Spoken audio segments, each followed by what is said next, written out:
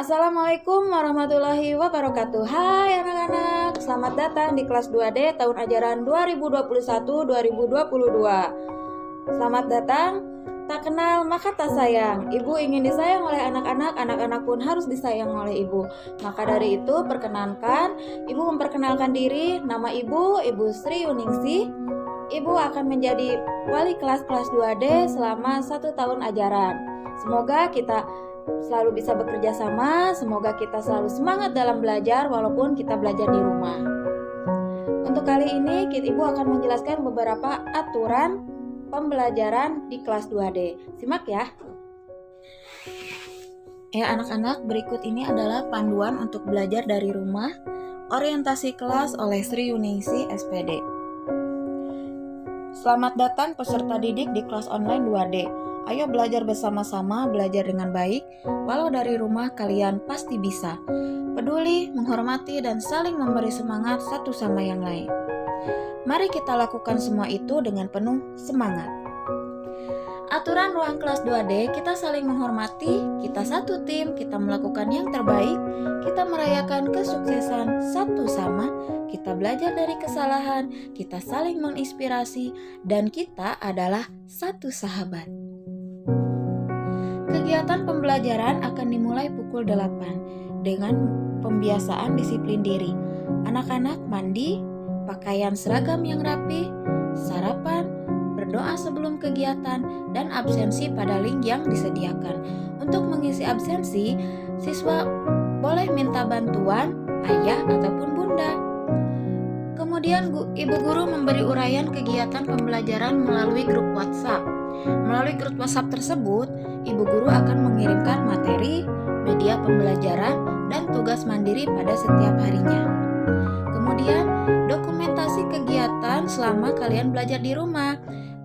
Fotokan dan kirim di grup. Dan untuk hasil belajar, mintalah bantuan ayah dan bunda untuk memotokannya dan kirim ke WA pribadi bu guru. Metode pembelajaran selama belajar di rumah untuk kelas 2D, kita akan menggunakan kombinasi teknik pembelajaran online agar setiap siswa dapat mengikuti pelajaran secara optimal, menggunakan Zoom meeting di awal pekan untuk membahas pelajaran. Media pembelajaran. Modul belajar akan dikirimkan per tema setiap bulannya. Masing-masing siswa boleh mencetak sendiri, ngeprint sendiri kalau di rumah punya print ya.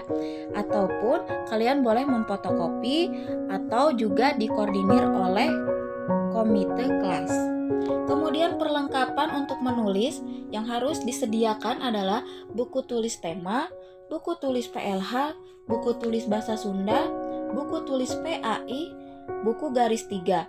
Nah, anak-anak, untuk buku garis 3 ini apabila masih ada yang bekas kelas 1, kalian boleh gunakan lagi ya, karena kan belum habis, pakai lagi aja di kelas 2 ya.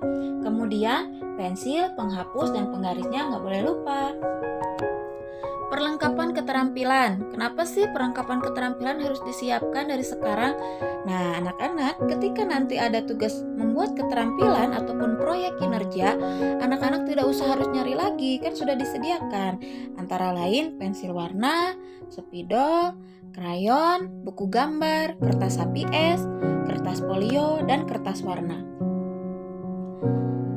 Setiap belajar, selama belajar di rumah, ketika anak-anak belajar, ingat ya, menggunakan seragam sekolah. Nah, ketika kalian belajar kan didokumentasikan nih, dipoto. Harus pakai seragam ya ketika belajar. Nah, kenapa harus pakai seragam?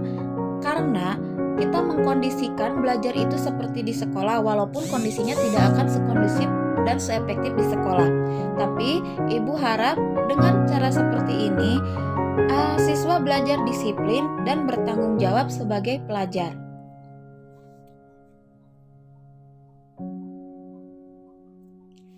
Tugas individu. Tugas akan diberikan setiap harinya dan siswa diharapkan mengirimkan pada tenggat waktu yang ditentukan. Kemudian kuis akan diadakan setiap pekan dan ujian ada 2 penilaian, yaitu penilaian tengah semester dan penilaian akhir semester. Kemudian kerja kelompok, proyek yang akan dikerjakan oleh kelompok. Bagaimana caranya? Nanti ada ya caranya ketika nanti Ibu jelaskan ketika ada pengerjaan kerja kelompok.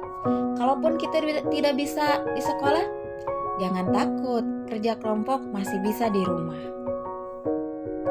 Komponen penilaian, aktivitas yang dinilai adalah absensi, sikap, tugas individu, kerja kelompok, dan kuis yang dinilai sesuai ketentuan. Kemudian penilaian tengah semester, penilaian akhir semester. Nah, anak-anak, ini jadwal pelajaran. Boleh dicatat atau boleh di screenshot ya. Mintalah bantuan ayah dan bunda kalau tidak bisa. Nah, jadwal pelajaran hari Senin tematik, Selasa PJOK dan PLH, Rabu tematik, Kamis Bahasa Sunda dan tematik, Jumat PAI dan AKM yaitu asesmen literasi dan numerasi. Kemudian Sabtu evaluasi mingguan, bisa berupa kuis ataupun proyek keterampilan. Nah, anak-anak, berikut adalah jadwal. Untuk seragam, anak-anak berarti mengikuti jadwal. Senin merah putih, Selasa olahraga, pakaian olahraga, Rabu tematik, Kamis bahasa Sunda, karena ada bahasa Sunda berarti pakai baju pangsi. Nah, Jumat PAI pakai seragam batik, kemudian Sabtu pakai seragam merah putih. Siswa mengisi absensi mulai pukul jam 8 sampai jam 12. Nah, absensi ini misalkan ada siswa yang sakit, tidak mungkin tidak bisa mengikuti pembelajaran pada hari tersebut. Nah, tulis saja misalkan nomor 1 ataupun nomor 3, misalkan Edo sakit, Edo terus tak kasih keterangan dalam kurung sakit ya. Nah, untuk penilaian ada 2 sesi, yaitu pukul 1 dan pukul 7 malam. Bu guru, bagaimana kalau ayah dan bunda aku bekerja? Aku tidak ada yang mendampingi belajar di rumah. Nah, tenang anak-anak, kalian masih bisa belajar ketika ayah bunda sudah ada di rumah dan dapat melaporkan pembelajaran di sesi kedua atau esok hari di sesi 1 dengan mencantumkan hari atau tanggal tugas ya. Nah, jangan lupa kasih istirahat dulu ayah bundanya. Kalau sudah beristirahat, baru kalian minta bantuan. Ayah, bunda, yuk dampingi aku belajar. Didampingi ya, bukan membantu menulis. Kalian harus belajar mandiri supaya jadi anak yang sukses, hebat, dan kreatif. Jadikan setiap tempat sebagai sekolah, jadikan setiap orang sebagai guru. Semoga sesi pembelajaran kita nanti akan produktif dan menyenangkan. Selamat datang di kelas 2D. Selamat belajar bersama-sama, belajar bersama Ibu Sri Yuningsi. Dan satu lagi, selamat datang untuk Ibu dan Bapak guru di rumah, yaitu ayah dan bunda. Saya minta bantuannya untuk membimbing anak-anak, mendampingi, dan memberi motivasi serta semangat.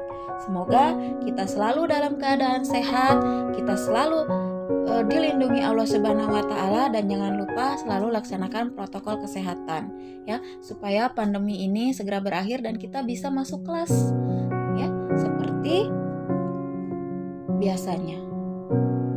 Amin ya robbal alamin. Terima kasih. Wassalamualaikum warahmatullahi wabarakatuh.